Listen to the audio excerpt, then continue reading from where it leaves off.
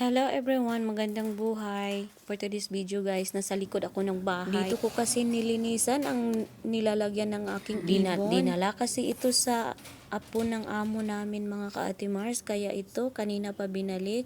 At ito sobrang dumi talaga niya. Maganda kasi dito sa likod mga ka-Ate Mars, malaki yung hose sa tubig. Kaya madali lang itong linisan. Nagdadabog na nga itong dalawa mga ka-Ate Mars kasi nga excited na silang kumain. Dati po kasi mga ka-Ate Mars, blue at saka yellow yung aking ibon. Kaya lang yung isa mga ka-Ate Mars ay namatay. Ayaw tumigil sa kakaiyak itong isa mga ka-Ate Mars, kaya binilihan na lang ng amo ko ng isa para may kasama siya. Totoo talaga siguro kapag ganitong klaseng ibon ay kailangan may kasama. Parakit lovebirds kasi ito mga ka-Ate Mars, kaya siguro ayaw nila nang wala silang kasama. Ayan, ang nakikita mo talaga ang kanilang kasiyahan, tapos na silang nilinisan. Talagang ayaw nila dito sa labas magtambay mga ka-Ate Mars, kaya dito talaga ito sa loob ng bahay sila nakatambay. Papalitan ko pa kasi itong pagkain nila kasi kahapon pa ito. Marami pong salamat sa inyong panonood mga ka-Ate Mars. Kung nagustuhan po ninyong aking video, huwag niyo po sanang kalimutan mag-follow, like, comment,